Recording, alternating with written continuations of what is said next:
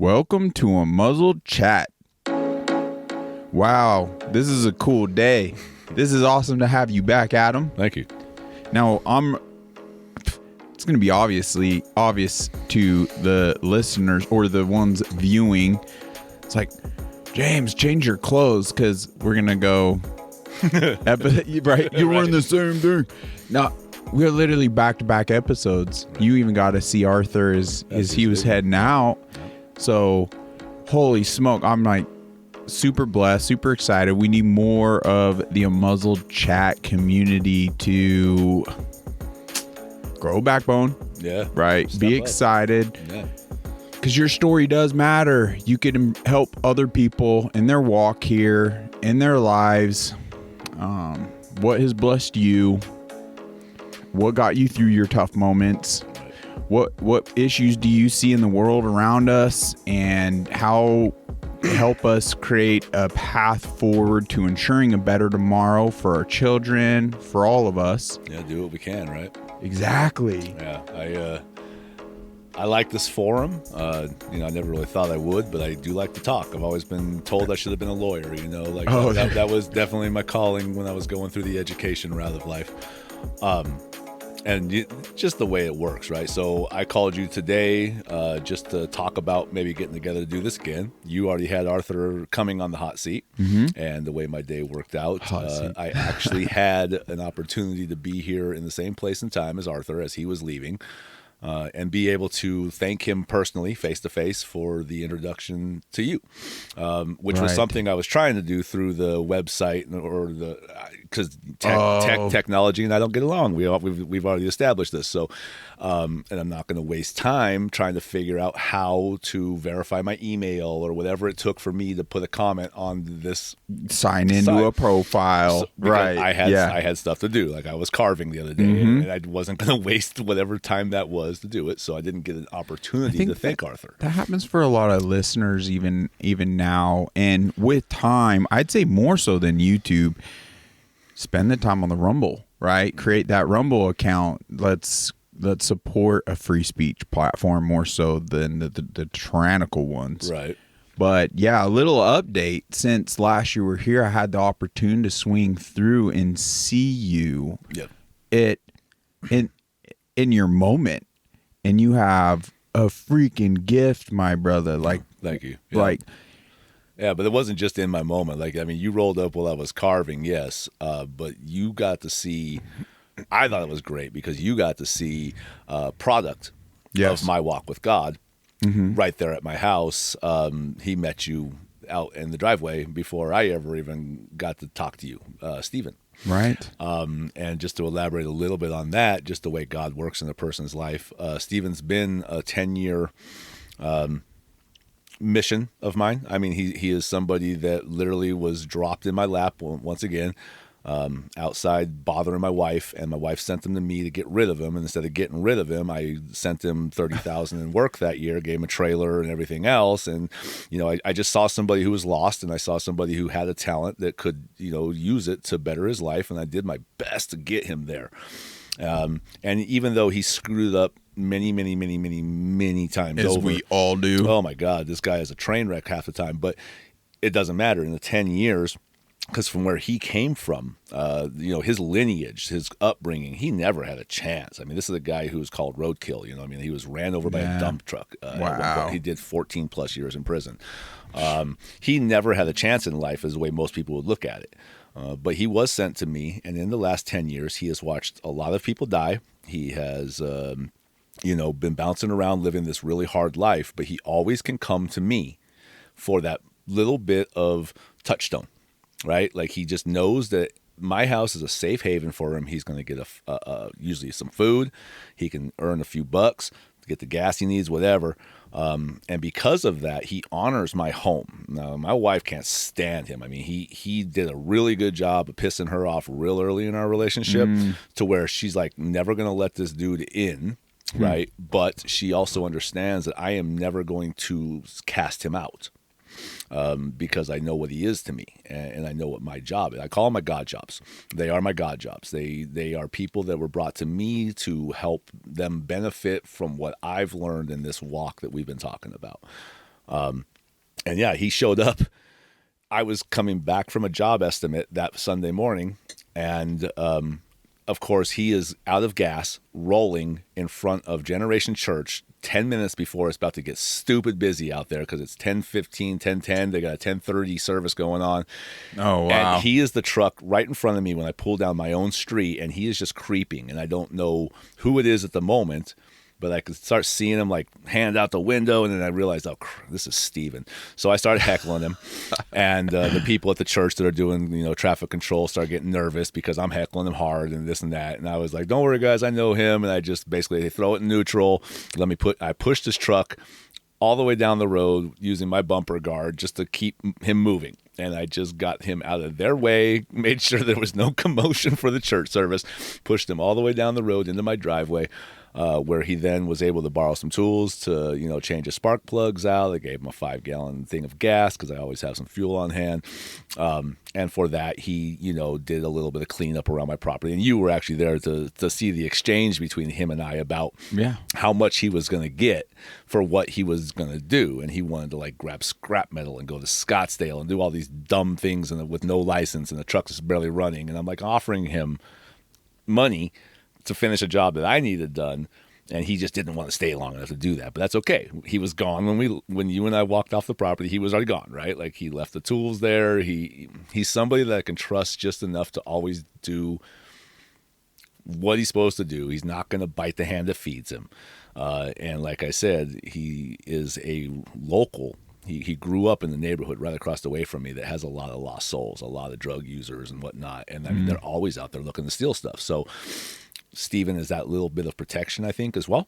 Right. In my world, like from the earthly threats, you know what I mean? Like Steven, I think Steven has definitely lifted his leg on my property, you know what I mean? So all the other clucks that I call them, that might want to come and rob and steal, they won't touch my place because of Steven's existence. And so it's like a symbiotic thing, right? Like I said, he's like my perfect parasite. He takes away all my scrap steel. He takes away all my broken down motors, all the things that I'm just like not going to put the time into.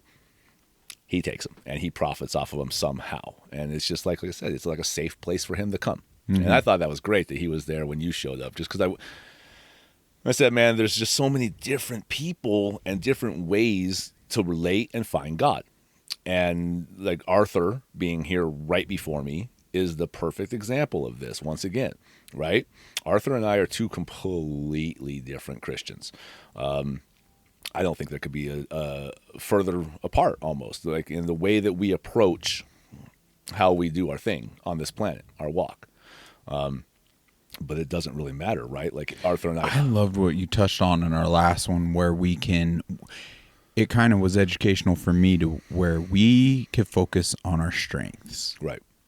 So it's like, thank God for people like Arthur, because a lot of that, I mean, you'll really like the episode we just came out with, because he really brought like clarity and like not even validation, like just the power of the Bible, right? Like to the forefront, and how it is the living word, and how, I mean, even some statistics and some things that have studies that have been done, and how it's helped people in their walk and finding their true selves. Just so, but you play into like your strengths, right? Like my memory doesn't serve me that well, but I know the more I put time and energy into that, the better it's going to get, and that's okay. You just pick up little pieces, and like I tend to absorb a lot more, even biblical truths from a man like that has put in that portrayed work to you. Like he's telling you. So you're an audio listener. You're an audio learner.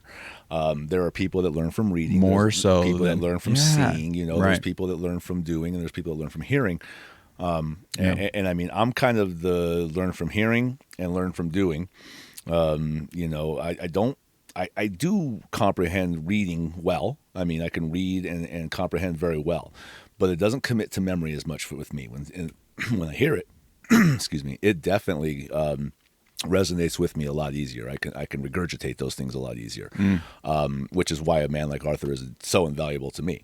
Right? Like I've read the Bible some in my incarceration. I read some before then. I read some. And there was several verses that really did stick out to me, but like, see, my brain doesn't quite remember whether it was Romans or Corinthians or whatever. I thought it was Romans, but then I went back and tried to read Romans through and realized that I've already read like through all of Romans and I don't remember what I'd heard. And I got to Corinthians and and it was a simple paraphrase, one verse of many, right? That God's greatest gift to man was work. And that work is what keeps the mind healthy and strong and allows you to be creative. And I'm probably even elaborating on what I read because, once again, how you absorbed it. Yeah, those exact words are not coming back to my brain, but I know what I read and I know what it meant to me at that time. And I mean, like I said before, to me, work is everything. I feel that God is with me the most when I am working. Right. And it's because I am either creating something beautiful, I am, giving honor or memorializing something he created in a carving or in a structure that I try to accentuate just the beautiful nature of what it is that I cut down, give it a second life, or it's because I'm providing service. That's the biggest thing, service. Like that is it's almost like the two dirtiest words in the human language all of a sudden these days is work, right? Like that's the worst 4-letter word you can throw out there, it seems like, to a new generation coming up. Right.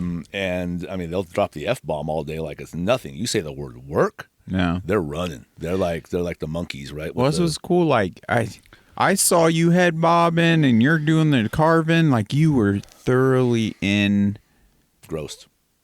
What did you even say? You're in your flow state. Like you were. That wasn't work. No, that's not work. I never feel like I'm working. Right. I'm not working, bro. I'm living my life to its fullest, and I am serving my God. And I am taking full advantage of every gift he gave me physically, and I, it's going to fade, right? Like I'm going to get older. I always thought I was a Superman, but I'm not. It's evident now that with age, this does happen to everybody, and this earthly body of mine is going to start to fail at some point. So I have had this ticking time clock in my head for about the last 7 years, where I started noticing, damn, that hurts a lot more than it used to. Oh crap, why am I waking up feeling like this? To where I have this urgency to get all the big stuff done, right? Because I have this dream of what I want to do with my yard and my backyard and all the beautiful things I want to do. Your property is awesome, man. Thank you. I mean, it was inspirational to walk. Like, so yeah, you continued carving there, and you're just like, go ahead. My casa Sukasa kind of just check things out. I go back there and being a craftsman and working with my hands and just seeing all these carvings and big logs. Holy smoke. You showed me that machine that you attribute to turns you into 10 men, and it was like, that's pushing that thing, so you got to get creative even with that massive just pieces back there. And slabs like countertop size. Yeah, I've got milled lumber back there. I mean, that's still something I'm dipping my toe into, because honestly, the milled lumber isn't truly my median. I mean, I'd like to be able to produce that for people who are more of like woodwork or carpenters. What's the max width? 35. 35. A little over 35 That's inches. pretty legit. Yeah, it's like 2 inches of depth. Right? Like there's some logs that I have out there that I would like to cut them flat in half, and I can't do it because there's a clearance issue. You can get a 35-inch cut, but it's only like a 2-inch width. You almost got a chainsaw, freehand it down. Yeah, and I mean that's the thing. Like I would much prefer work on most of those pieces with my chainsaw and turn them into something a little more organic with more curves and more of the live edge. And like I don't want to cut through it all the way. And when you're trying to negotiate a 20-foot log with a couple arms on it and stuff, and you're like running it through a mill, that doesn't always work very well. So I've got stuff back there that's good for me, good for other people. I can cut it. I got big chainsaws that I can cut through. I'm really just trying to make sure that whatever byproduct of my job was worthy of use has a chance to get there. I hate the thought just throwing it in the trash. It's terrible. Like it's such a sin.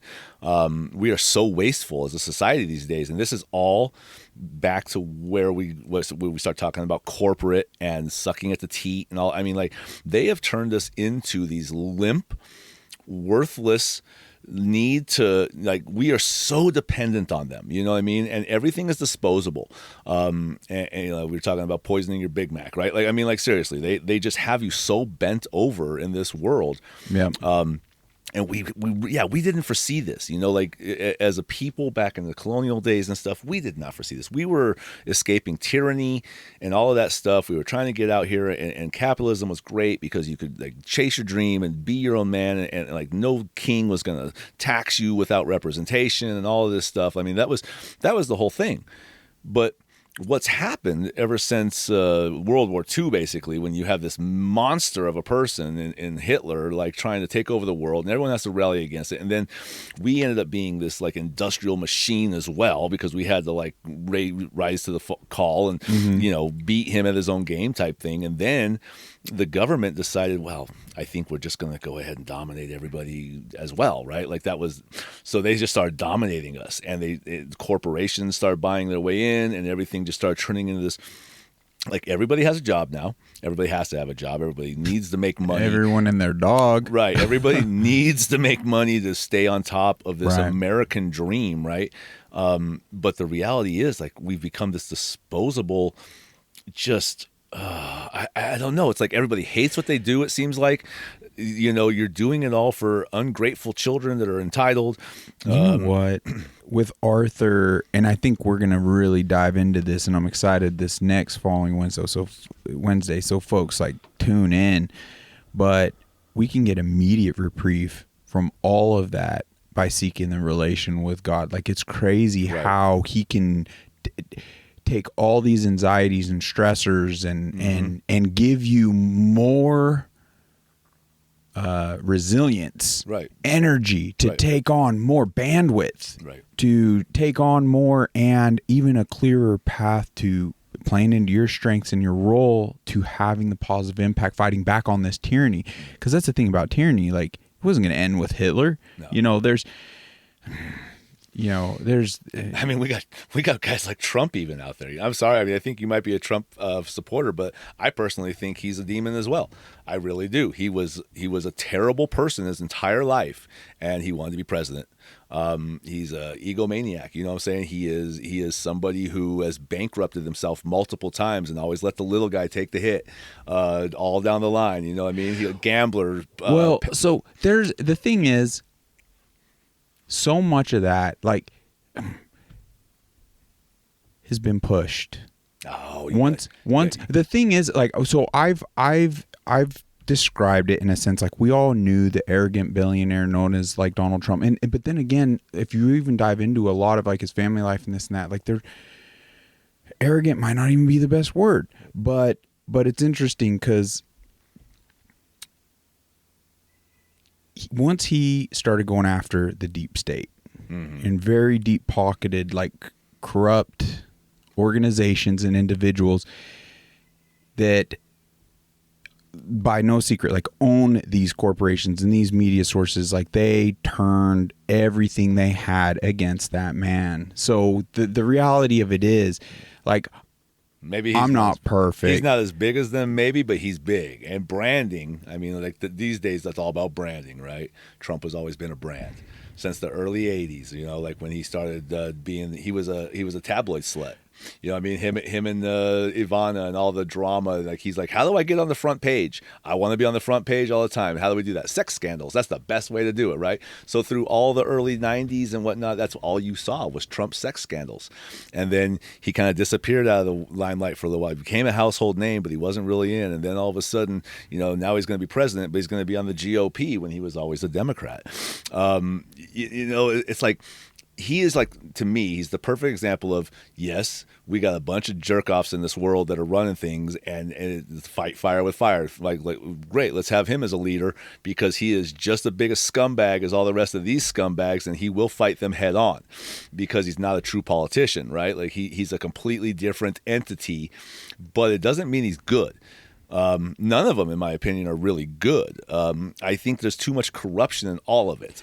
The whole infrastructure. I mean, it's all a construct, it's really. All, and there really isn't any proper checks and balances for actual accountability. Right. When you got that much money and that much of a following, but it is interesting, though. I mean, the reality of it is that war machine known as mainstream media was very effective, calling all the sins, all this and that, and like, but it was a diversion tactic. Sure. It literally was drowning out what, in fact, he was doing on behalf of you and me and our future, bringing energy independence, creating the proper tariffs, creating the border to where we're actually a country, like a nation, right. You know, like, because none of these things actually are any of that without these certain things. But so there was a lot. The list goes on and on as to what, in fact, he was doing. And what I personally love about it is there really isn't. You got to have the money really to be able to even play that game now, which is right. Just freaking crazy. But he's the only one throughout human history that went into one of these positions and came out less wealthy than they went in. So that becomes very telling in a huge sense that, oh wow, like, and he wasn't purchasable, right? Like, because all from these lower levels all the way up to presidential, people they're all coming out without an explanation, like with receipts and everything as to, wow, how did you accumulate all this wealth? Yeah, exactly. I mean, everybody's bought and paid for. So there's some refreshing things. And so the reality of it is like, man, I don't want people to get too caught up in the smoke and the mirrors, because the reality of it is no one's going to ride in on a white horse. Right. It's through setting the proper checks and balances, you know, viewing things for what they are, the Constitution and this blessed country for like what it is, not demonizing history and rewriting history, and actually looking at the positives. And there's always room for refinement. And at the point we get too caught up in the smoke and mirrors of things, like that's an effective evil's tactic that's keeping us divided, keeping us weak, keeping us distracted to where we're not effectively getting anything done. Right. That's exactly the thing. And that's where I'm going with the whole thing, is that everybody seems to be bought and paid for these days. Everybody has to keep up to keep up. Like the world has gotten so expensive. The world has gotten so hard to live in, to have a lifestyle to keep up with what's being fed to you daily through this media, that, you know, you're seeing all these people that are living these fantastic lifestyles, and they're always doing it. And it's these short little clips that, you know, you're on this That's where it's important to get back to. What I liked was where we touched on before this conversation. You know, you're like, whoa, that's interesting you'd even bring that up. I can't remember what triggered it, but I mentioned gearing up for a memorial ride for one of my dear friends that's no longer with us. Right. And he died well beyond his, you know, he was a young lad. Like, it was a tragic event. You know, it was unexpected. It was horrific. And leading into this holiday season, like there's a profound truth, like we don't know when our mortal experience here is gonna end. So to really absorb and focus on the light of things. So this is where I really like Arthur's approach on some things, because it's like, man, we could focus on all this stuff till like we're nauseated and sick. We gotta constantly like check ourselves and step back and stay in a healthy place. Right. And I know, because I've experienced it through like the godly road, and like you do get this additional strength and peace and clarity, and you become more resilient and effective. Like you could just take on more. However, some folks through their own scars don't want to go there. So I feel like there's a lot of ways to look at this life and everything that's happening that will lead to, okay, so how do we lead to the level of importance to where you could set down those things and seek that road out? Right. So it's kind of like all leads to, because the reality of it is we're all visiting. We don't know when it's going to happen. So just trying to have like the positive impact, you know, and that's where, to an extent, like I can't like regarding Trump, like I can't really cast stones. Like, could you imagine being in that man's shoes and being any better? Are you kidding me? No. Like you know, that's kind of the point I was trying to make. But the thing is, like, what I don't stand for and what I do not tolerate, like in the Bible, we're not to hate like individuals. Like hate's not good, but we are to hate evil. Right. Like literally called to hate evil. And I don't like evil at all. And if you were to just get Trump and let's just say Biden or these other characters, like, can you really define Trump as like an evil character, an evil individual in comparison and things of that nature? I think they're all here as agents of the devil, to be honest, dude. I think they've all bought and sold into a way of living and a way of thinking that doesn't resonate with godliness. And that's kind of the point I was trying to make, is that we have this world that's been polarized by politics. And, like I said, we can spin off on this for hours and hours and hours. Right. But the reality of it is, like, I'm not a political person. I'm not somebody who watches the news very often. It makes me sick, so I focus in on my life. You saw my world. My world is very basic. It is very, it is me and my walk with God. It is definitely not influenced by what I'm seeing going on out in this world, because I feel I have no control over any of that. Mm-hmm. I don't want to control any of that.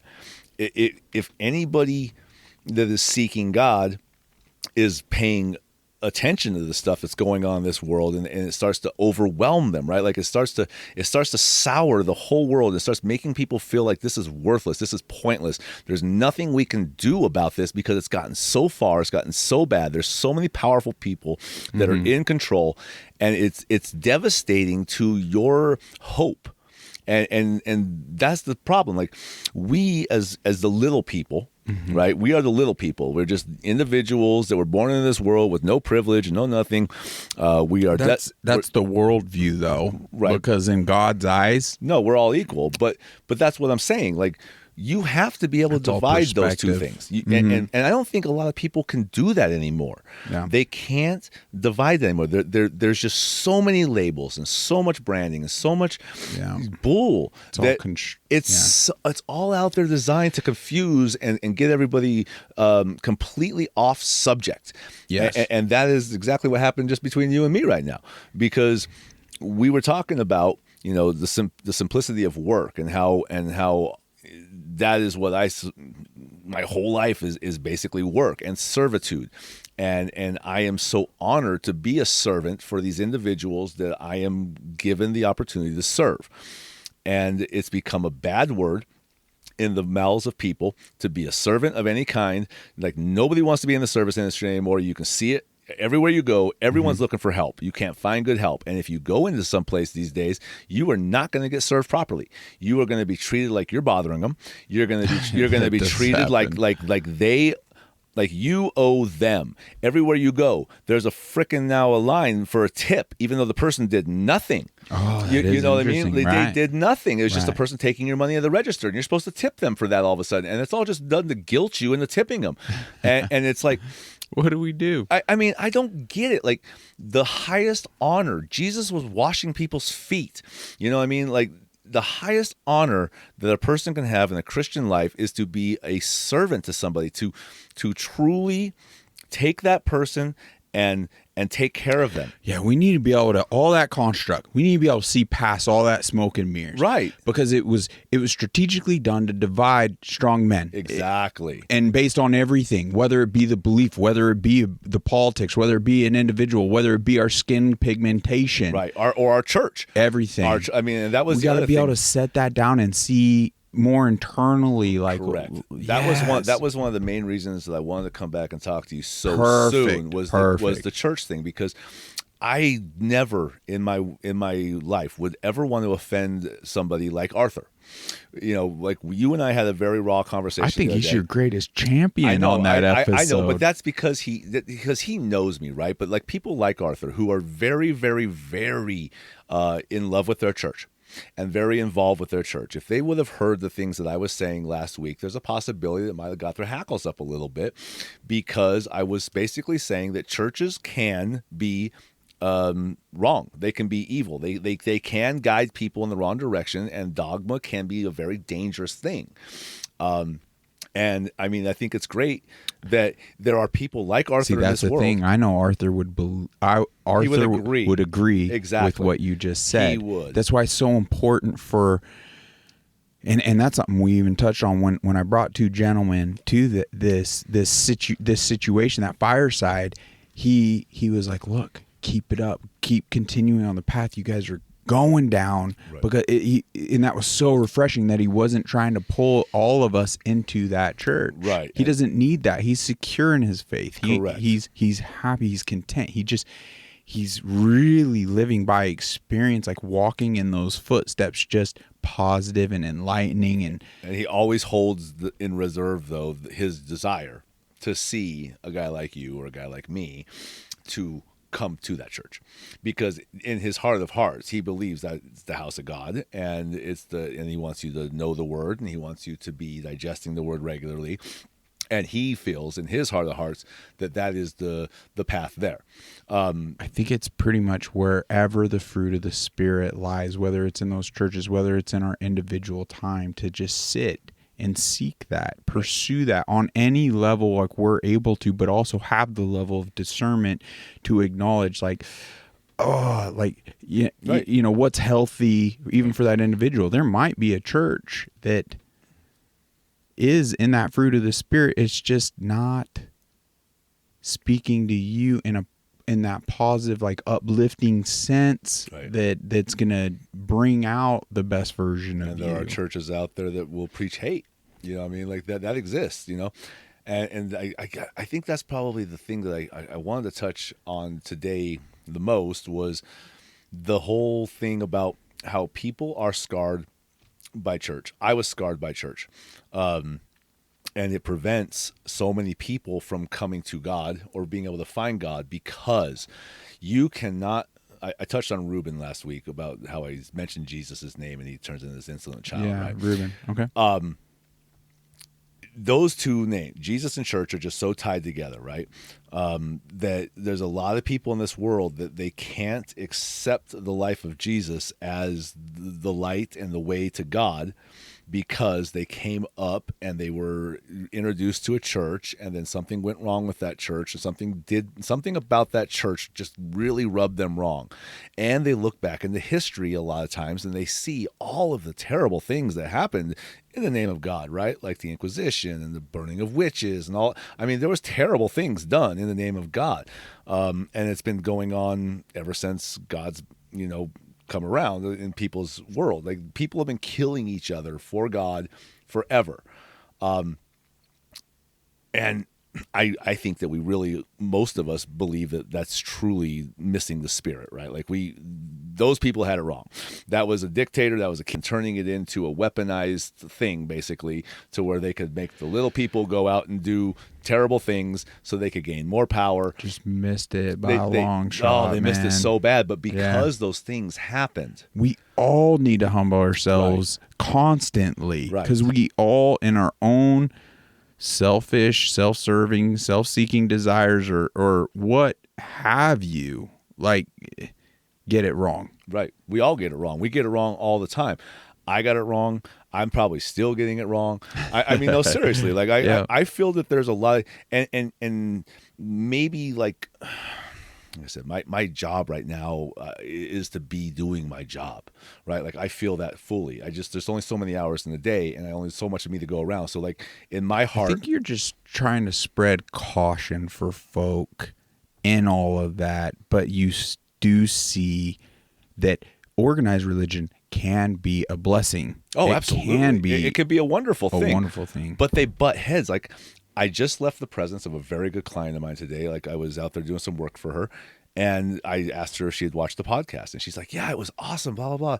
And she comes from Catholic, and her husband comes from Mormon. and she's Hispanic. And so she started going on. She's like, if you were going to talk about something, what you really should talk about is how, the different religions, a lot of times, they butt into each other all the time. And it really makes it hard for people to make good life decisions and to come together and things like that because of this. And she basically said it to me. She's like, when I met my husband and he was Mormon, I got introduced to his Jesus, and I liked his Jesus so much better because my Jesus, the Catholic Jesus, was always the bloody Jesus. And the bloody Jesus was kind of scary. And then I went to the Hispanic churches, and that was even worse. Like that Jesus is really bloody. And so when I met the Mormon Jesus, and like they weren't even able to get married in a church together because their two religions wouldn't have it.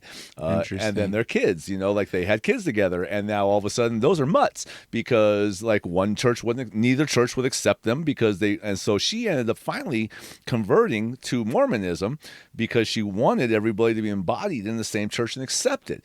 And I mean, it's like, aren't we all talking about the same thing here, people? Like, isn't God God and Jesus Jesus? And like, why is it your church won't talk to this church? And why? And so if you're a person that's seeking God and you're going church hopping, trying to find that inspiration, just like the lady I told you that stopped at my driveway the other day with that kid, like she's hopping churches looking for something to touch her and make her find God. And it's like, how can you do that? Or how can you? Why? Like at Two Rivers, like Pastor Tom. Right. I have yet to hear him slander anything. Like he'll speak out really against, he'll speak out against like wokeness and woke pastors and people caving to movements in this world that are against biblical teachings. Right. So but in a tasteful way. It's not slanderous, but it's bold and it's in a strong stance. It's not cowardice or anything. It's really well done. We need more strong and to support pastors even like that. And that's just today. Every one of us here, we don't know how evil or other evil individuals might pressure to a point because we're malleable. Right. And we could break under certain pressures, and we still have to address certain things. Like I said, most churches I feel there's a lot of churches that have now become open and affirming, right? Mm-hmm. And I think it's all beautiful, but we shouldn't be casting stones. Right, at each exactly. other. Like, it's so counterintuitive to what I don't it's like Bible bashing. Yeah, I don't. I don't tolerate it. And I have a gay daughter. You know what I mean? Like my daughter is a lesbian, full on, and she's been that since the day she was born. I knew when she was 6 that she was going to be a gay woman. And I mean, like even like Arthur, I asked him about that, and like I said, in his church, like their solution to that situation being like, listen, I am a Christian man, strong with God, strong with Jesus, have full belief in all of it, but I love my daughter. And they love her too. Correct, but they also said that abstinence would be the solution to her situation because they feel that what she is doing is still a sin.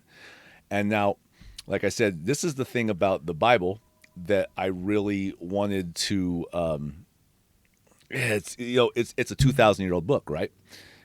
Do we know what was inserted and what was you should listen to this episode because Arthur kind of addresses it from many different angles, and I could tell with the knowledge he has. I mean, he's so in tune though that you'll see like he just and he'll go down this road and it's just adding more and more truth and value to everything.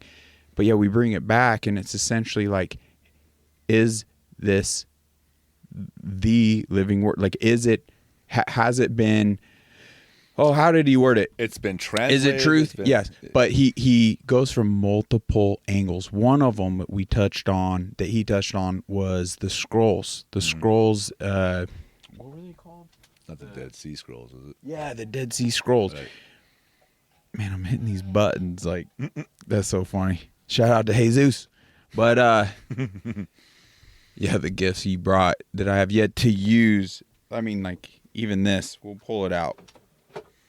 Like, on camera, with the right angle, it looks great. But you turn this on, you see? You can't even see it. Right. So this is more for, like, guests to see, like, on air. Maybe I could put it out there to keep people from...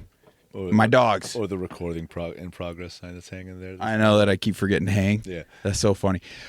But he touches on because like there was all this like it mainstream, like, oh my gosh, now we're going to know, we're going to see all the deficiencies in the book and all the translations, how far it got away from the truth. And then it disappeared, meaning nothing, no big headlines were made. Why? Because they were in alignment. There weren't changes. Yeah. And so the point Arthur was making, the God of heaven, the God that spoke everything into existence, he is heaven, like knows every hair on our head, every particle, every space dust, like everything. You think if he was to give us a roadmap, that he would allow that to be lost, manipulated? Well, I mean, the King James Bible was a complete different story.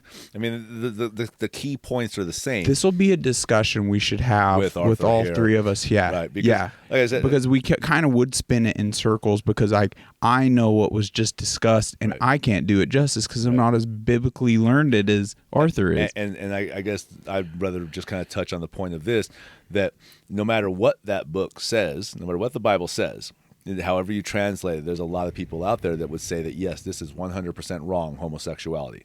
And then you have a whole lot of other churches that have decided to go ahead and open their doors and say that this is good and fine. And I am of that thought that, okay, I'm a heterosexual male. Okay, as I've walked through this life, I don't even know what all that means. I'm a normal male. Well, normal. Well, there's normal and what is normal. What is normal anymore? Everything else is a construct. There's right. men. There's male and female. That's it. Right, but there are men that want to be with men, and there's women that want to be with women, and I mean it starts getting really murky after that. But as a man who wants to be with women and only women, I know for a fact that there is absolutely no way that I'm going to be with a man. Like, that's not happening. The thought repulses me, right? But that's me. Now, if I'm a man who wants to be with a man, or if I'm a woman who wants to be with a woman, I would have to assume, because of the way I feel as a heterosexual man about that proposition, like, it disgusts me. But if you're a guy and you want to be with another guy, there is absolutely no way you're faking that. Like, you can't fake that. Like, I couldn't fake that. There's no way I could fake that. So I have to feel that that is a natural occurrence and it's real to them. So God made them. God did that. They did not make this choice, because I'm going to tell you right now, bro, there ain't no choice, right? Like, you know it. If you're staring down the eye of a penis, you ain't putting it in your mouth. The reality of all that, my man, is we are very malleable, influential creatures. It's no secret. I mean, the simple fact, like, Nazi Germany was a thing. Millions died. Listen, I know for a fact my kid did not get pressured into being a lesbian. Like, she has always been that. Okay, like, seriously, at the age of 5, I knew she was going to be turning out this way just by the way she was with girls and the way she was with boys. This was how she was born. This wasn't influence. This wasn't her being changed. This wasn't her being, this isn't about malleable. This is about who she is at the core. And I love my daughter. You know what I'm saying? Like, so as a Christian man, I mean, I have to either, according to most dogma of most churches, I either have to believe that my daughter's going to hell and that there's nothing valid about the way she feels, or I have to abandon that. Pastor Tom speaks out on this in a pretty awesome way. And I can't do all of this justice. The way I view and I perceive all this, I can see, like, pretty much two things. The level of influence and indoctrination that's happening and the toxic effect it's having on, like, our society. Like, and I can see, like, with Nazi Germany, for example, like, how influential, because you ask, like, how can that even happen in the ovens and annihilating a whole race, essentially, and try and take over the most evil. And it was through book burnings, so it's no secret throughout. We've known for freaking eons now, man.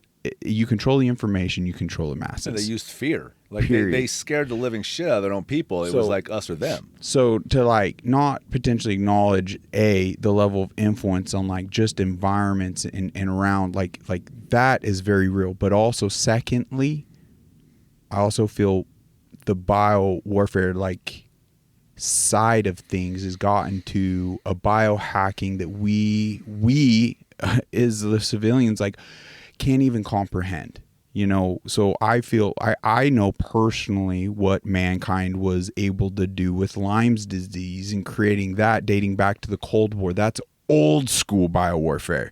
So do I personally feel like, because these same individuals that are associated with the bioweapons labs all over, like right here in California, they just found one. And I mean, they're all over the world, right. Like freaking Ukraine. I feel that's where the bodies are buried. That's why our puppet establishment is trying to protect a lot of things that's happening over there, because there's no secret with the Hunter Biden laptop as to how much like networking was going on there. So, let's support. Like there's things to look into, right? And I don't know it all. I'll never claim to know it all, but a lot of red flags go up, and it's pretty telling right out the gate. So there's like parasites, and I've touched about it even before, even on this podcast, where like there's a parasite that can control the brain of a cricket once it infects a cricket to go drown itself in a pond or a puddle just to reproduce. Mm-hmm. So it literally has that type of neurological effect that it can get a living thing to go drown itself. Right. So I think, whoa. And it's no secret with the parasites that have been identified within the human body, it can have complete neurological impacts. It can have complete hormonal impacts. It can have complete deadly impacts, amongst many other impacts. I think that would be fairly easy in this modern age to manipulate into confusing our genetic makeup to men being attracted to men and women being attracted to women. To what end? Population control? Yeah, because it's no secret. You look at the Rothschilds Manifesto, the Georgia Guidestones, the World Economic Forum, and how they're pushing Depop in world population. And it isn't conspiracy theories, because we could play endless clips and videos of their doctrine and they themselves and their puppets speaking this. Okay. Like TED Talk 2007, Bill Gates talks about world population and how it could be achieved through vaccination. So let's get back to the God factor of this. Right. Okay, so now let's say that what you're talking about has true validity, and that we have a whole generation of kids, because it really has blown up. You're right. There's a huge amount of kids that are just so gender confused and sexually confused. And I say toxic because it's the number one leading attributor to suicide amongst our younglings to date. Yeah, big time. Okay, so there's a toxicity to it where, we need to knock out that first one. It shouldn't even be an issue. And in regards to potential biowarfare or other things that could be having this impact, because, I mean, for example, it's no secret as men, testosterone's been just taking, been tanking. Skinny jeans, baby. Yeah. Right. Yeah. So there's a lot of things that could be attributing to that. So what do we do with those folks? What do we tell those people that, I mean, if they are a victim of this type of tampering and they came out of the womb, in a fashion that made them oriented this way, how do we get a person like that, like my child, to like accept, or I don't even know if accept isn't the word, to find Jesus and to find God in the fashion that we would say that she needs to? Well, it's just like anything. I'm mere months ago, I'm bedridden. I can't function. So any of our challenges in this life, I could have just accepted that. I could have just stayed. She's functioning just fine. Well, and she's happy. She feels like she's doing the right thing because her brain is telling her this is who I'm supposed to be. So how is it that you would like seriously, you take a person like that? She's 19 years old now almost. She is a grown person living a life, doing what she's doing. She has a girlfriend full time. She works. She's doing what she can to create a life. Right. But is she supposed to go through this world completely godless because somebody tampered with her biology? No, I or deny herself what her natural feelings are. Like she would find, I personally feel nothing but love from church groups and pastors like Tom and Arthur. They would champion these individuals like they do, but they don't deviate from biblical truths. Men being men, women being women, and men and women, because the greatest gift, essentially, like we can experience in this life is having children. Okay, but if it is the Whoa, James, why are you disrupting this episode? Where'd Adam go? Well, I just wanted to warn you ahead of time that, and challenge myself on inserting and doing some editing stuff here. This is a pain it's a pain. So Moose here is now joining me. Now, so just to warn you, helps if you plug in your recorder device. Sorry, Adam. Apologize. You did fantastic, by the way, in keeping the conversation going. So I still have the audio. It's uninterrupted. So minus this segment, we'll put you right back into the episode. So just bear with me. I wanted to let you know that the video portion, so Rumble viewers and YouTube viewers, we lost a segment of this video here. So I was just letting you know, we'll throw in a still shot and stretch it out so you could just continually listen. But later we pick it back up and I'm going to throw that back in. So it's probably the last 10, 12 minutes or so. But I'll go ahead and take a moment here. Since I'm here, why not? I just got a question to Adam to think about, and for all those that just love crapping on Trump. Why is he the issue? Ask yourself. Why is it in your mind like that? Like, I didn't even hear anything about Joe Biden. And I don't mean to have this whole comparison, but why is he the issue? Seriously. He's not even our current sitting president, supposedly. Look at the deterioration all around you. Our country. We're not even a country. Look at the border. Look at the fentanyl. Look at the invasion that's happening. I mean, had a friend recently fly out of Chicago. Literally, her and her mother were the only English-speaking folk on that plane. Human trafficking and racism and everything is rampant. Like, not even racism. Well, it's obviously rampant, but slavery. Like never before in this country.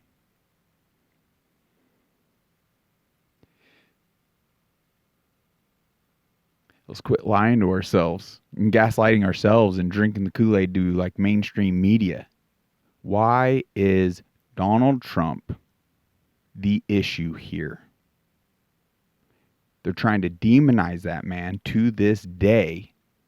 They try gaslighting, and a lot of people are drinking it up. And it's sad to see, to be honest. Because when I reflect back, I mean, let's really sit on that question, please. Because when I look back when he was in office, before they threw a freaking pandemic at him, and yes, it was that. Don't drink that because, once again, mainstream media chalk something up. The death count never went up during COVID. It's now spiking after a jab. What have you? Are you freaking kidding me? I mean, there's so much we could go into right there. I'm not gonna change this whole episode here, but the reality of it is we were thriving. You look at the gas prices and the tax and just look into like what was so bad. What was so bad that has people stuck on Orange Man bad? It just goes to show how malleable, influential, and just mainstream media and everything has become. It's had a huge manipulative effect to where people are still crapping on that man when it's like, I just want to highlight, look around you. Look at the state of affairs now. Why is he the issue? Ask yourself. We have a current sitting pedophile in the office. Now, I could back that up. I've brought the receipts before. I could bring them again. And I'm sure I will futuristically. But once again, we're not going to dive into all that. What's so evil about Trump?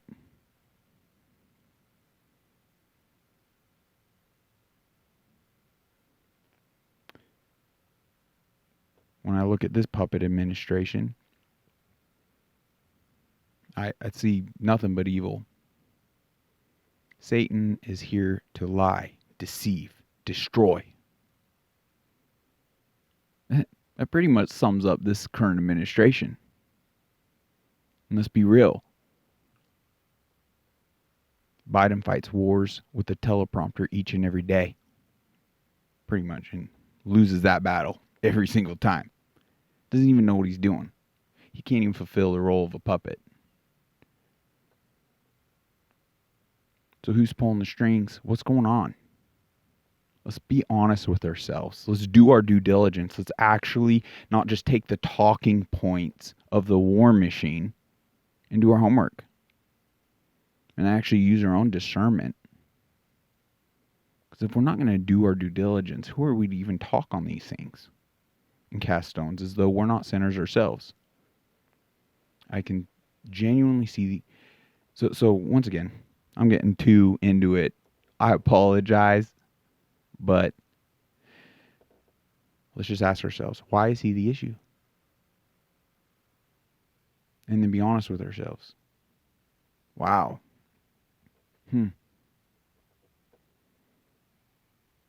Because looking at the current state of things, he shouldn't be. There are bigger issues. And as you look into that information, it's like, wow.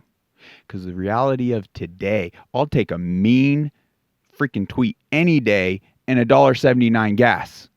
Are you freaking kidding me? That's just one little thing. That's like a little self-serving thing. Shout out to Black Eagle Apparel. There is a pretty cool shirt that says just that. Okay. Thank you for listening. I'll just get you back to the episode. Take care, guys. Living word, that means the living word should be able to evolve then, right? Well, isn't that what that means? The living word is constantly there, it's constantly active, it's constantly absorbing and being relevant to what's going on in the world at this time. And if you have almost a 50% of a generation who has been screwed out of being able to be accepted by God and Jesus according to the dogma of the churches that are putting it out there. What are those people supposed to do, and how are they supposed to find God if they can't find that camp that'll accept them? Can't the word evolve to that? I mean, you get what I'm saying here? Like they're not. It's not their fault. Well, think about it like this, and they don't even think there's anything wrong. Well, so there's a lot. Like you yourself have admitted, like have you read the Bible cover to cover? And no. Like on multiple occasions too, because it's tough to really at the point. Like we all know it's not wise to judge any book by its cover, right? It's just like it's foolish, and it's wise to read the book, right? Especially if you're gonna speak out on and whatnot. So I would venture to say you don't know what you don't know, regards to the Bible. I mean that just is simple. True. And I don't know what I don't know because like I can't retain everything in that Bible. That's why it's a forever pursuit. But I believe the teachings and the role, men and women, that's because the whole idea of God and like this, like that man and woman and the procreation and creating families and the family unit. And I don't believe the whole idea of it being the living word isn't pertaining to evolving as the world evolves. It is a solid truth. It doesn't change. Like truth doesn't change, like real truth. So it's evil throughout eons and generations that's been putting these type of like impacts. And so in these type of ideologies that are toxic and to our detriment and everything, destroying the family unit. And I believe like it's churches like that can help bring clarity and ways, because they have not just spiritually saved individuals, but like set people that have walked that walk of gender confusion or it's not even gender confusion, but sexual confusion, right? Back on a straight and narrow, and have never been happier, right? So I would challenge like you in this situation to maybe even seek out some of these individuals at this church that have gone from this thing to where they're at now, and just seek understanding in that, and maybe their story. Shoot, that would be really cool to find some of them and have their stories on something like this. Because the reality of it is, I can't cast stones at your daughter. That is extremely hypocritical. That is everything anti even Jesus, right? Because he walked into these situations. So we aren't to take some Christian stance, but a lot of these individuals won't bend on the truth. The living word in my eyes, the way I view it, is like it's constantly like I could read one verse, let's just say, for example, today, and I wake up tomorrow feeling a different way, and I read that same 10 words. It can resonate with me on a whole different level the next day than it did the day prior. Like you can absorb, especially the King James version, because it's kind of a thee thou, and I don't really absorb like because there's a lot of different, like even the different renditions kind of have a different angle on things. So it's cool to toggle between it all. So I see it as a living word in that regard, but it's never changing. It's the truth. It's why we're here. It's giving structure and meaning and purpose and the morality to everything. Like there really isn't morality. But the truth 2,000 years ago is really not the truth today.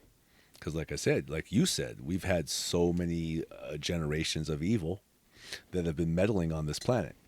Okay, so 2,000 years ago, when all this was written and it was, it was coming to light then, you're not dealing with the same dynamics on this planet as they were then, right? I mean, they've had all this time to lay the groundwork to start messing with genetics and everything else.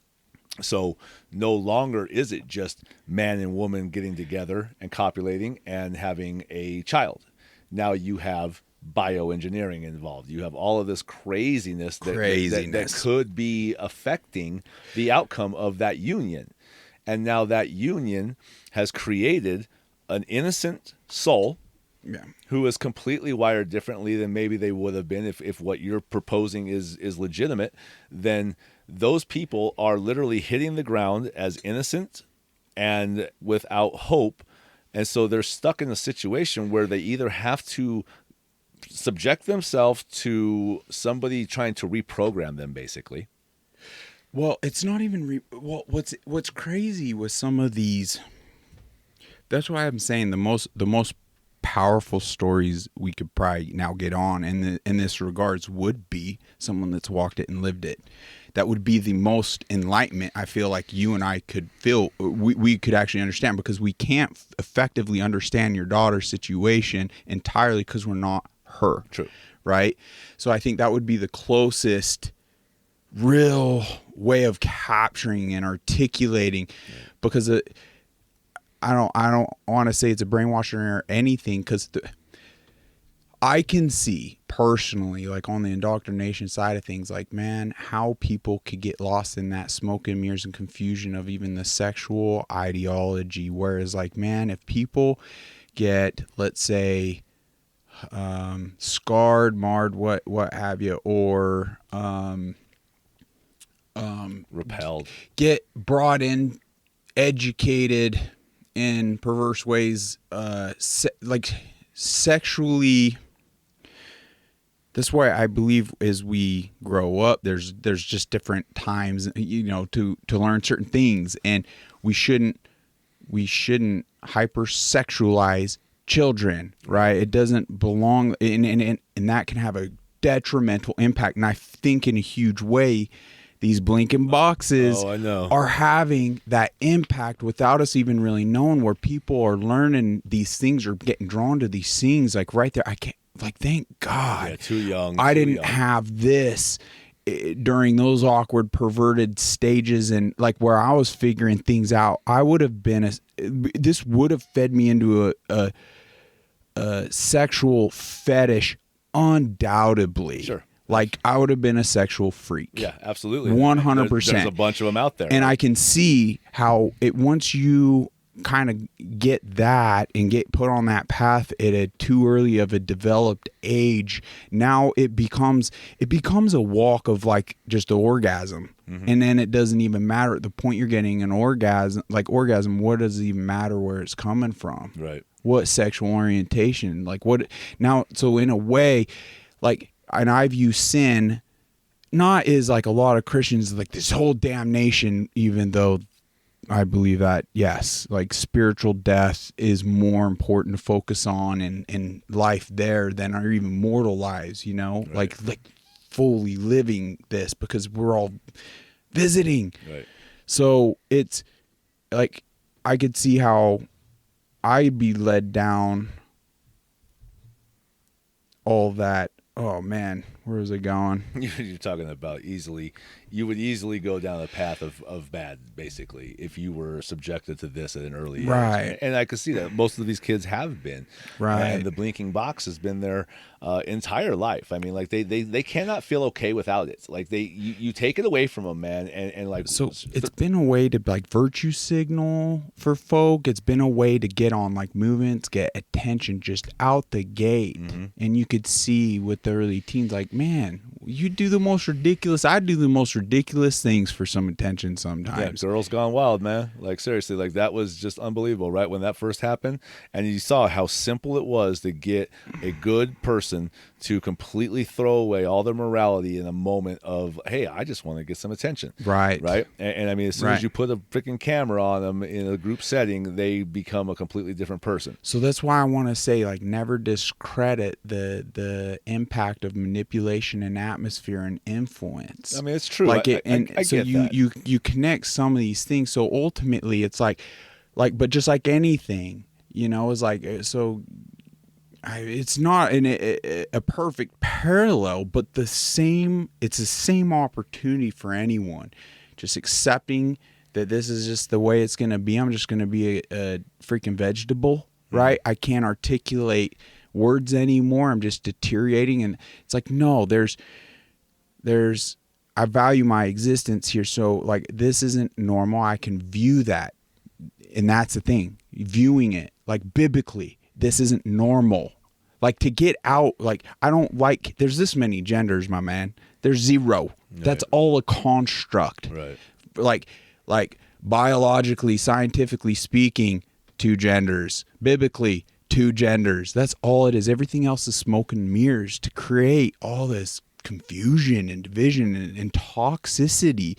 No real structure to anything anymore. Right. So it's just like not accepting, acknowledging that this is abnormal and I'm not healthy. I'm going to take steps and see. So it isn't like just going, and there's many different like tools that could be used. Maybe it's this church, maybe it's this pastor, maybe it's people like Arthur, maybe it's other means and through the medical field and things like that too, getting blood tests, checking hormonal levels, finding what's normal, getting that normal, because we could astonish ourselves. So just like that, I miracles took place as I sought God, and I truly feel because I had all these medical roads and opportunities that were provided that I went down at exhaustion.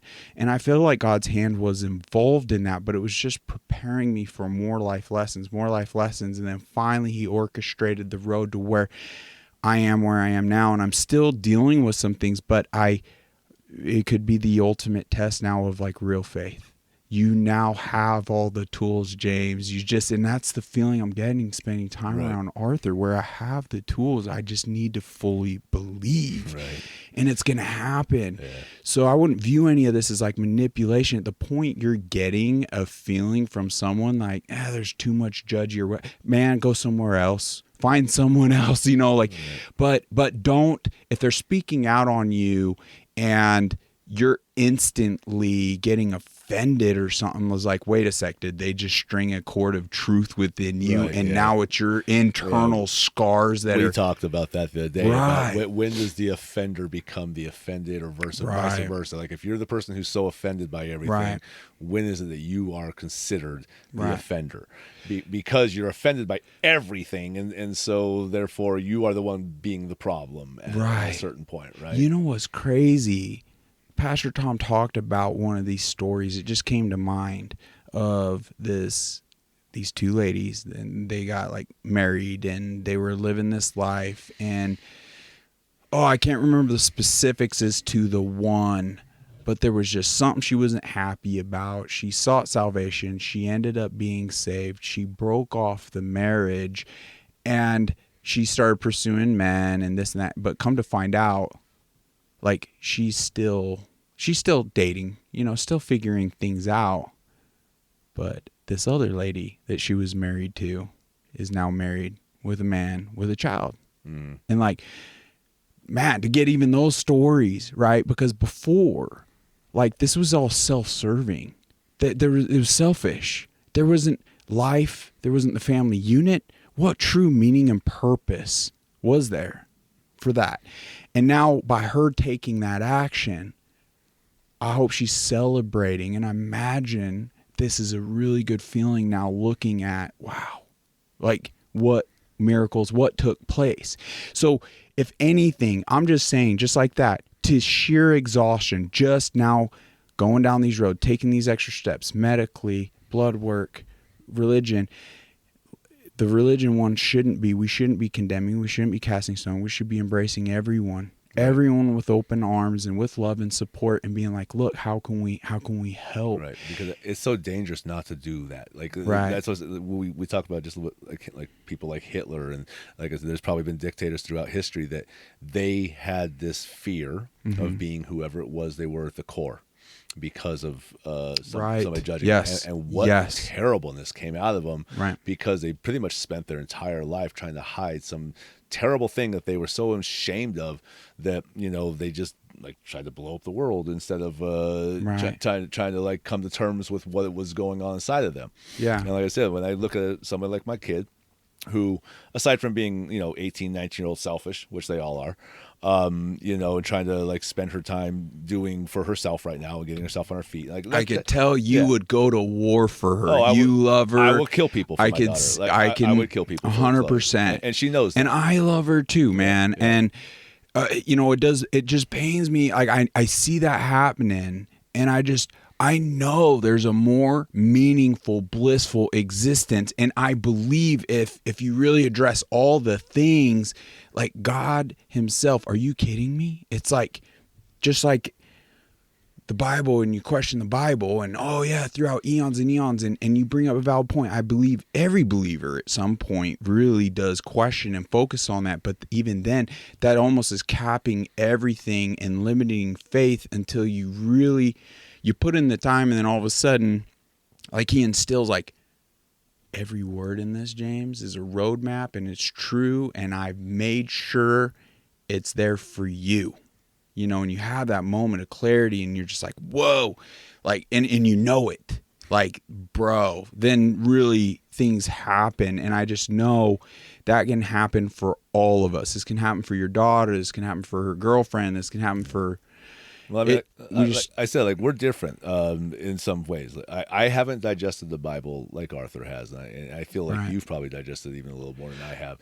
I'm somebody who It's came. not- I came to where I'm at with Jesus, and I came to where I'm at with God. And You're in a beautiful yeah, place. I think it's a beautiful place. Yes. And I came there way more outside of those influences, right? Like my path, my dark, I will, dude. Let's nasty go into path. that. Could we go into that? Yeah. Like, I would love to know what, for you, like, what.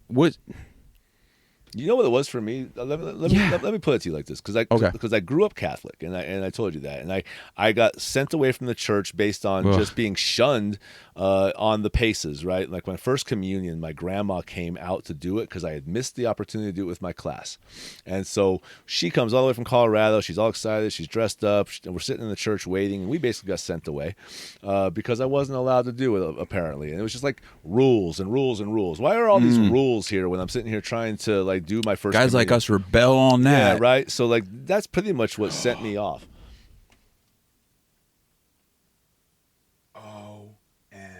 Hang on a sec. All right, you listeners on audio, I just noticed What'd you our do? phone, I think because this laptop isn't on, and I actually think the battery died on the camera record. It's okay. They don't have to see our face. We Yeah, that's what have I the said. They audio. don't need to see my face. They have the audio, so I'm gonna have to sync the audio. But let me hit record again, and we'll pick up. Oh man, let's do a little intermission music. Is that my fault because I said you didn't have to see my face during this one? I guess. I know I ain't pretty, You know man. what? You don't We'll need to see probably my have face. to let that charge just a little bit. Oh man, note to self: fire up, because this was dead all day. So that recorded Arthur's. Maybe it's a good thing because I feel like I'm getting flushed in the face. I was like, Oh yeah. like I'm not You need makeup? eating enough. Like when I don't eat, Right. like I get jittery, shaky. I had that same conversation with an employee of mine today. Like he goes complete hypoglycemic dead. Like you'll be talking to him and you could tell he's confused and it's because he was overweight most of his life and he decided that bread is bad and all this other stuff, and so he's not eating and taking care of himself properly, and it really shows in his work some days. Like he just completely shuts down to like he's not even there. But while you're figuring this out, let me go ahead and just finish. We're still recording. Yep, audio, we're right? good. Yep. Okay. So, like, me coming to God was a pretty long trip. I mean, I said I spent a lot of my youth preaching atheist and agnostic. That was influenced by my mom and her husband, Grant. Grant was complete atheist. Like, he was one of those guys that like, he was so smart and had such a crappy upbringing and everything else that he was a man of vices, and I decided that I was going to kind of gravitate to his camp at some point in my early 12, 13, 14-year-old age, right? I kept up with that all the way until about 1920. 1920 is when I ended up doing that armed robbery, and that's what sent me to prison. Now, I'm not going to say that prison's what brought me to God, because it really wasn't. You know what I mean? Right. Going to prison and kind of looking at my life and what I had done, and I'm not going to say mistakes, but like we talked about before, the shame I brought to my dad and what I put him through and all of that. That was what spurred me to start wanting to do good. Now, I was going to Go down a different path, Right. a different road. Yeah. I wasn't still seeking God. I was just trying to seek good. Right, so instead of being a screw up and shunning my upbringing and going a complete opposite direction than what I was taught growing up, I started to try to gravitate towards that. I tried to focus back on putting myself in work situations, putting myself in brain situations, like thinking and doing right, and like. You don't need God for that. Like, you really don't. If you're just a good person on this planet and you want to do right, you can set your mind to do so, whether you believe you have eternity coming or not. So that was the catalyst that really kind of propelled me towards the direction I'm moving in still. Just wanting to get my dad to be proud of me again and to learn new ways of doing things. Not being selfish, not being selfish. And then I would say that the one thing that really got me to find God and find Jesus was this lady came into my life when I was like getting divorced basically from my baby's mother. We got married, but not in a church. I had Chloe on the way. She might have even been like an infant when I met this woman. But it was very close. Like, I think I might have met her right before Chloe was born. And I mean, she was an angel on this planet. She was walking through the muck, because that was a portion of my life where I decided to kind of screw up again, right? Like, I was in this marriage. I wasn't in love with this woman. I was working really hard. I was trying to be awake at like 4 a.m. to go to a job and everything else. So I started messing around with drugs again. And this time it wasn't for recreation. It was for energy. Okay. But jumping back into that led me down a path that led me to this lady. And this lady turned out she was very tuned in. Like scary tuned in. To where I'm still not 100% sure if she was an angel or not. You know what I mean? Like, I think she probably was, because I think angels walk this earth all over. I think they're there for us. I think that they show us the path. They show us the way. She always told me that she was an igniter. That was her job, that she was an igniter. And she was living in a very dirty, dark world with a bunch of bad people. But they weren't bad people. Once again, they were lost children.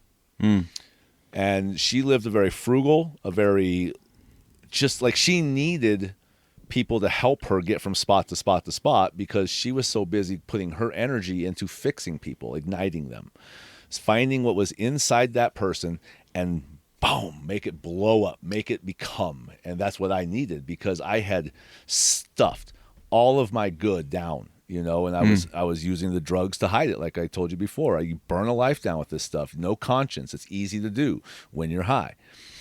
So she used that drug to open my eyes to a situation. And my major situation in this world that was really keeping me from moving forward was I had a serious distrust and hatred for women. I mean, my mom left when I was 3. You know what I mean? She was gone a lot. I did not see her most of my life. It was like once a year. I was misogynistic. I was just not good with women. I was very bad with women. And I had a daughter.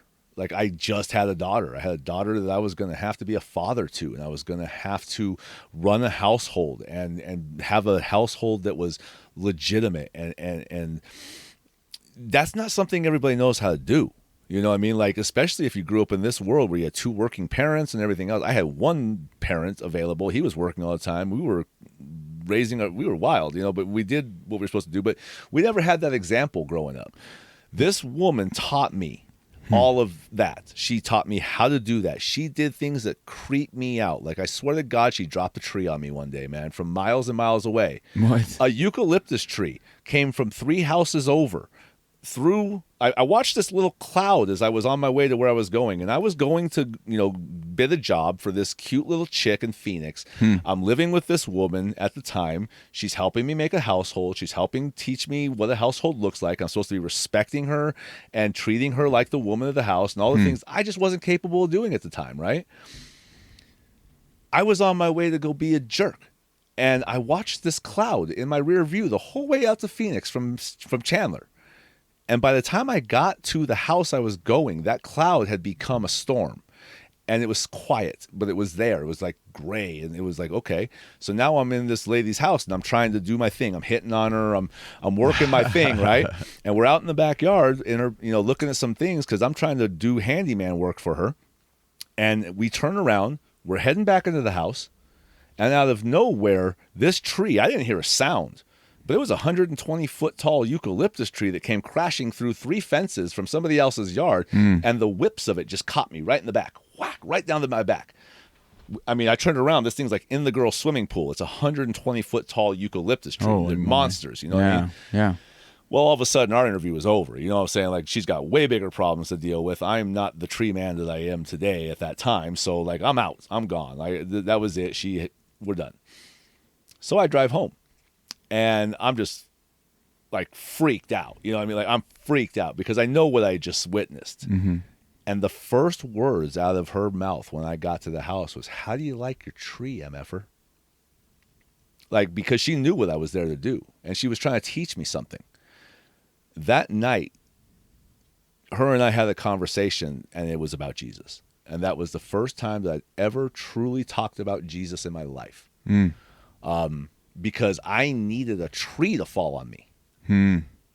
And to believe that she was the one that did it. And I didn't call this woman and tell her anything about this tree. Get out of here. No, I mean, She knew? She knew. And I'm telling you, she was an angel on this planet. Nanette Nadine Lord was her name. Wow. Okay. So it was just like you just knew. Bro, I knew. There was something going on that I could not rationalize away. Right. I couldn't explain it away because I've always been good at explaining crap away. I'm bright. You know, I have a good working brain. At that point, I could explain away everything. This I couldn't explain. And that is what opened my brain to allow her to touch my heart. And in that conversation, she touched my heart. And I swear I saw Jesus' life in my heart. Like, as she was talking and her words, what she was saying to me, telling me all of these things that had been broken, they had broken me, and they had put up all these defenses and all of these things that I'd been doing my whole life that I wasn't even aware of. I could see Jesus' life in me. Like, I could feel it. That's what got me there. Like, that's what got me to that point to where I all of a sudden decided that I was going to start God's Green Earth Landscaping, and I was going to go out and do real work serving people. I wasn't going to be out chasing tail on my job bids, and I wasn't going to be like jack of all trades. I was going to focus in on nature. I was going to focus in on my talents. I was going that was the defining moment in my walk towards Christ. Wow. And like I told you when I met you back then, I mean, Nanette didn't stick around long after that. Like, that was pretty much her swan song with me. Once she got me to that point, she had no more use to be in my life, and she knew it. And so she made an exit.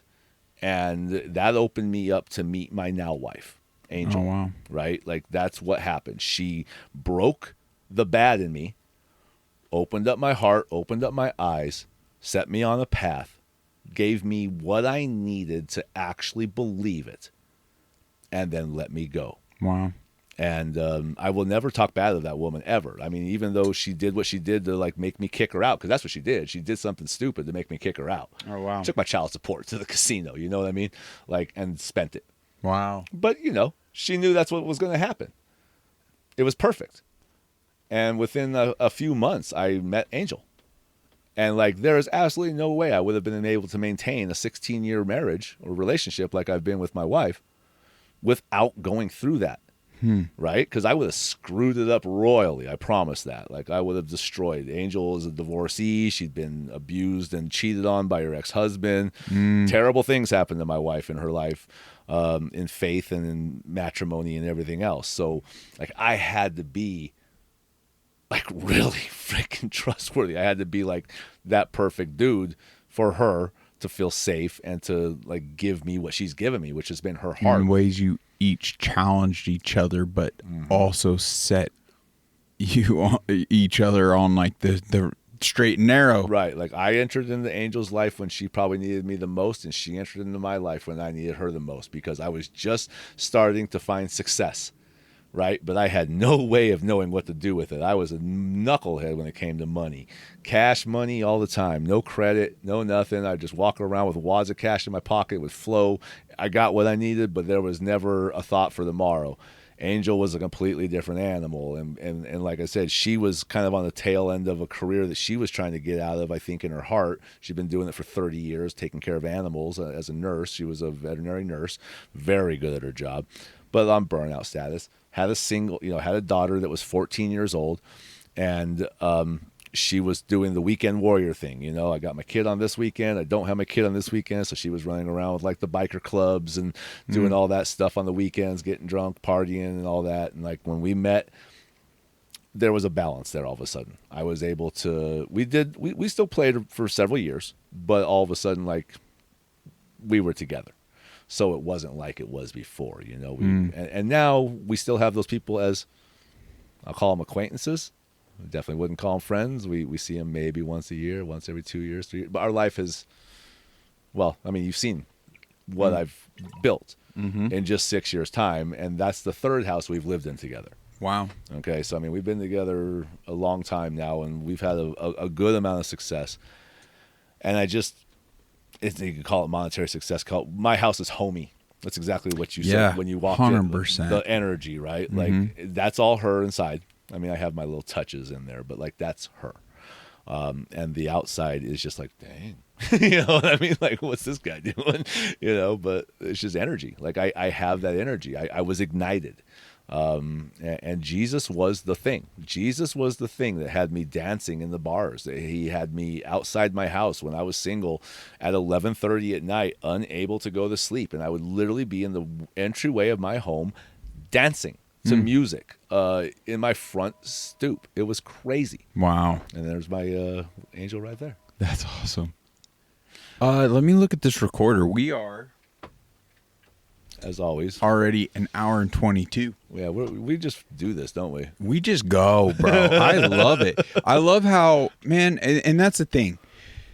I would venture to say, successfully went into political arena with two different views. Mm-hmm. We didn't bring out weapons and wound each other. No. We stayed respectful and maneuvered through it. Like, the reality, I mean, we must do this across the board, right? Because our neighbors aren't our enemies. No, they're not. They're supposed to love your neighbor and the golden rule. Those are the two things, right? Right. Love thy neighbor, know the golden rule. Yep. If everybody did that, Yep. the world would be perfect. You wouldn't have to worry what was going on in Somalia or Afghanistan, because guess what? They'd be over there loving their neighbors and respecting the golden rule. And if everybody did that, there wouldn't be this crap going on everywhere. And I love that. And I told you this when you came to my house, dude. You make me want to talk. You have an exuberance that makes me want to speak more. You're a good interviewer because of that, because you make me want to talk more. And I feel completely comfortable to say anything. And like I said, I could tell I touched a nerve when I talked about Trump. I definitely touched a nerve, and that's okay, because I have work to do myself. The reality of it is, I've really done a lot of research. I know, and I know a lot of people. You could just see they use so many talking points, so I already know where so much of their sourcing came from, and that's from the manipulative side. Right. You know, that really didn't look at people as to their true character, what they're in fact doing. Right. But the fact is that you and I here in this booth today are here to talk about God. Yeah. Right. So even though our human nature wanted to spin us off in this different direction, and we probably could have gotten into a fight, and we probably could have started arguing with each other, we didn't, because we're here for a higher purpose, and there's a reason why we're doing this. It's to show that we can have different views on what we see in the world. Love that. But the reality of it is, man, it's all not our problem, really.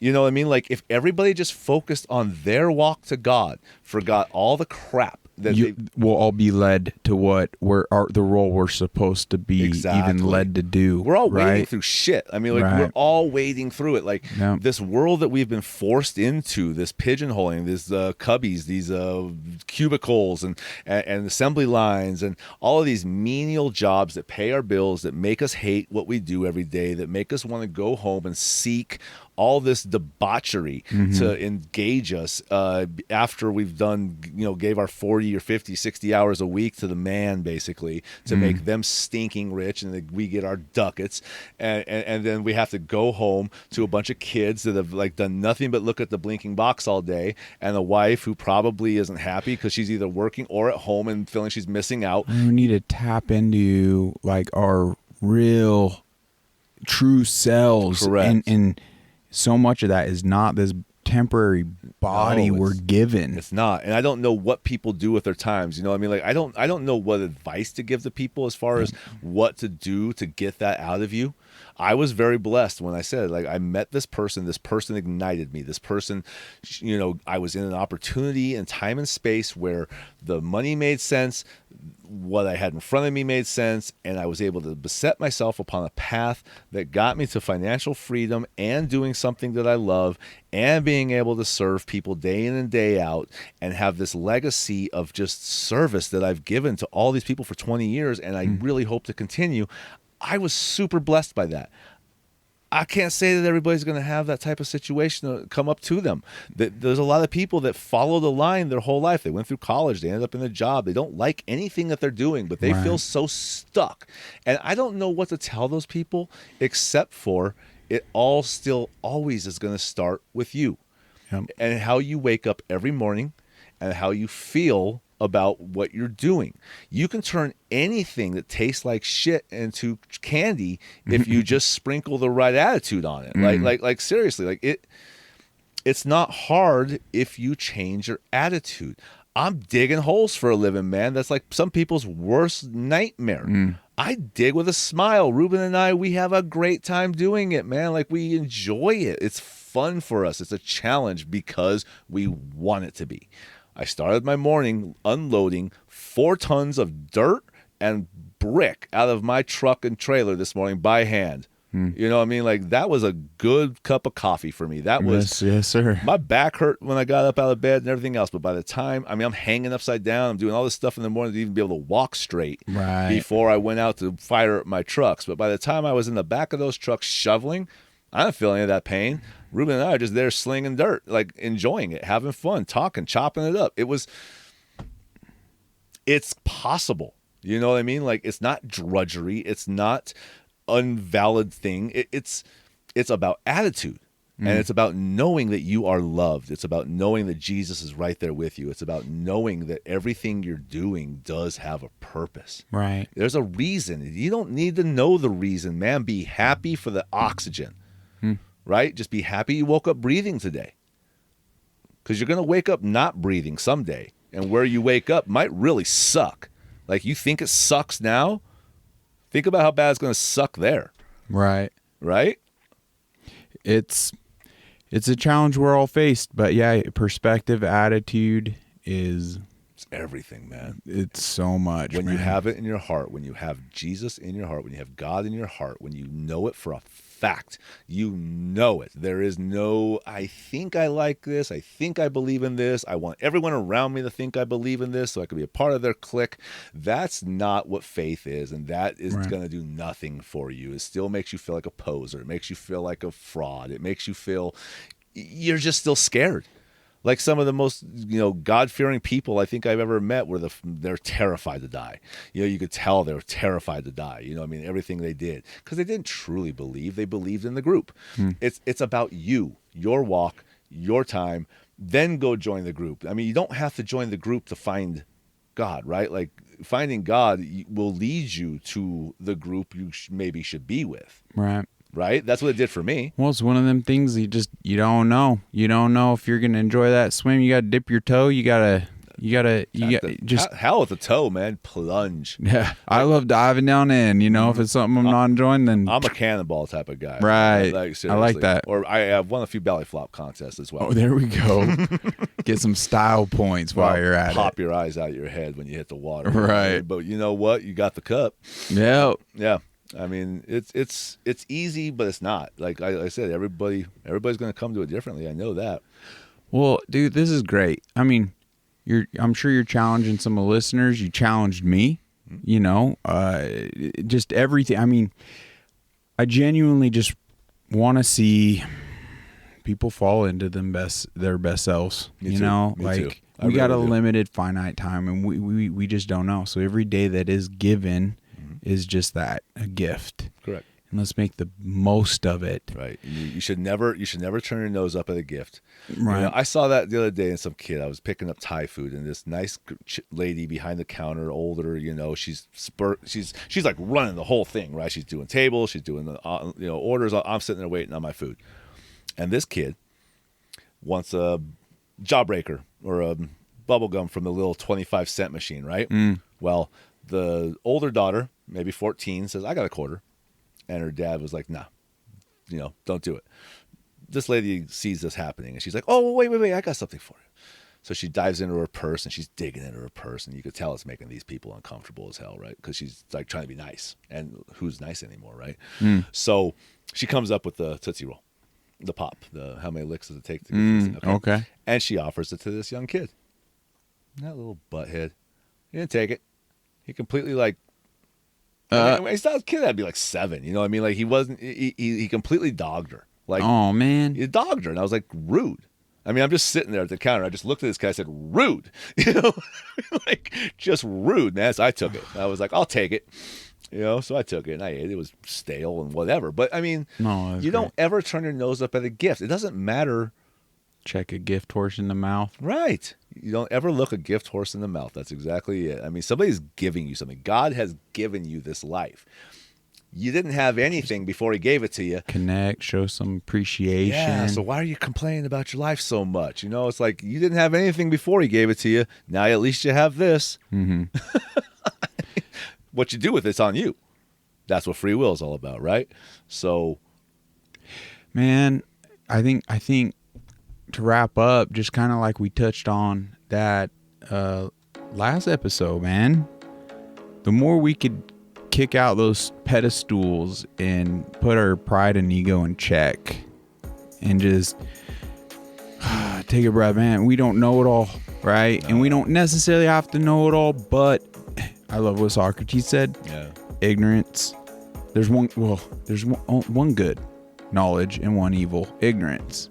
So let's seek knowledge over ignorance, right? And that, as we fall into our best selves, we all will make positive impact and change all around us. The truest knowledge is knowing that we know nothing, but we feel. Ain't that the truth? But we feel. You know what I'm saying? Like, that's the thing. You may not know anything. Well, none of us know anything, but we do all feel things for sure. Yeah. And that is the thing. That's your tuning fork. That's your guide. Everything you do, does this make me feel bad or does this make me feel good? And I'm not talking about like orgasm good. I'm talking about deep inside. Does this make me feel human? Does this make me feel like I just did something right? Right. That's the easiest thing you can do. Yeah. I don't care unless you're, like I said, high as hell on meth or something like that. You will feel that. You will know that. Right. If you're high on meth, you got to get over that first. Yeah. Bro. Wow. Well, I appreciate your time. Thanks for coming through. For sure, man. I'm liking this. I really like this platform. Oh, man. Thank you. We're trying to get it. I think my jingle, I'm having all sorts of technical difficulties. It's my fault, bro. Hey, you will know this. The more I'm around, the more your machines will fail. Is that what's just? Yeah. I'm one of those energies. They know I hate them. Oh, there we go. I don't even know. They don't like, we tend to not get along, but I think we got the audio, but this will be interesting to see what I'm able to do with this video. This back. Try to do a still picture or something. That's what I would do. Gonna be it's not tricksy. like we're out here dancing or anything. No, man. We're just sitting here. It's the same two guys that are just sitting here. So right. I would just do a still motion. Or you could like get some animal stuff and have cute kittens doing funny things the whole time we're talking or whatever. Who knows? Listeners, thanks so much for joining us today. We appreciate you. I'm sure you're going to listen to this and it's just going to be that much more like, I want to come back on again. That's what happened last time.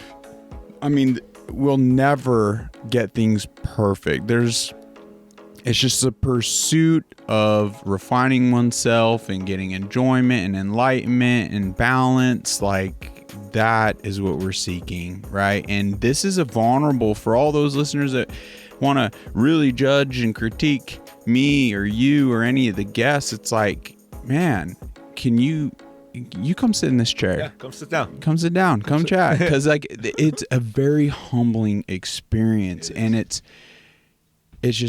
awesome. It's a great opportunity to. It is. It's a nice forum, and it's something that honestly, like I said, I've been doing this 1-on-1 or 5-on-1 for many, many years, and just the thought that maybe a lot of people can hear what I'm saying right now. Yeah. It's liberating. It feels good. Yeah. Yeah. All right. Bless you, folks. We'll see you soon. Thank you.